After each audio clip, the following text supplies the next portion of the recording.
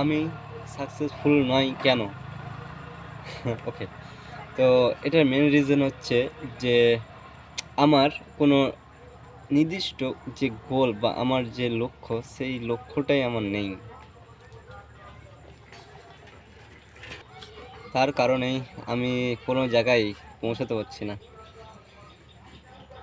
এর উদাহরণ দেওয়া যেতে পারে যে আমরা একটা জায়গায় যেতে চাইছি, বাট আমরা সেই জায়গাটায় পৌঁছাতে পারছি না।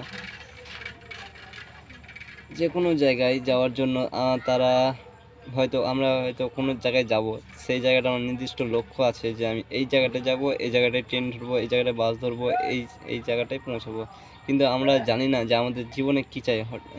ওকে, তো আমি বিশেষ করে আমি একজন গ্রাম থেকে বিলং করছি, তো আমার একটা কোনো মেন্টর নেই যে আমি সাকসেসফুল কোন পদ্ধতিতে হবে বা আমার সেই রাস্তাটা জানা নেই। বাট আমি সেই রাস্তাটা চেষ্টা করছি। আমি কি চাই জীবনে, এই জিনিসটা আমি অবশ্যই খুঁজে বের করবো আমার জীবনে কি চাই, আর সেটা কীভাবে ইমপ্রুভমেন্ট করতে হবে, আমাকে সেই জায়গাগুলো খুঁজতে হবে। এগুলো জাস্ট আমি আমার থট প্রসেসটা আমি আপনাদের সাথে না, আমি নিজের সাথেই শেয়ার করছি। এইগুলো আমি যাতে আরও দেখতে পারি নিজের সাথে, আর আমি নিজেকে আরও ইমপ্রুভমেন্ট করতে পারি, এই জন্যই আমার এই ভিডিও বানা। তাছাড়া কোনো আমার উদ্দেশ্য নেই।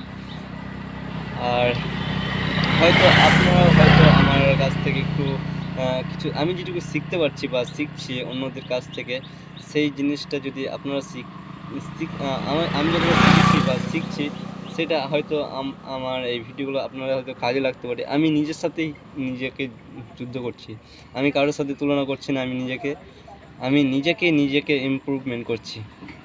এটাই হচ্ছে আমার উদ্দেশ্য, জাস্ট। ওকে,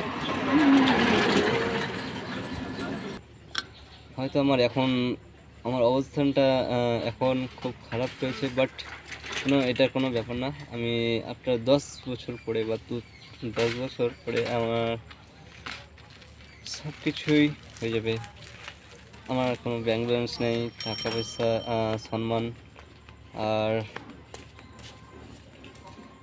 কিছুই নেই, কিন্তু আফটার 10 ইয়ার্স আমার সব কিছু হবে।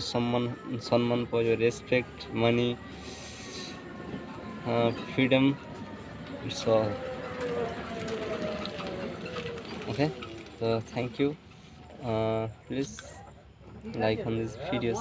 Thank you so much.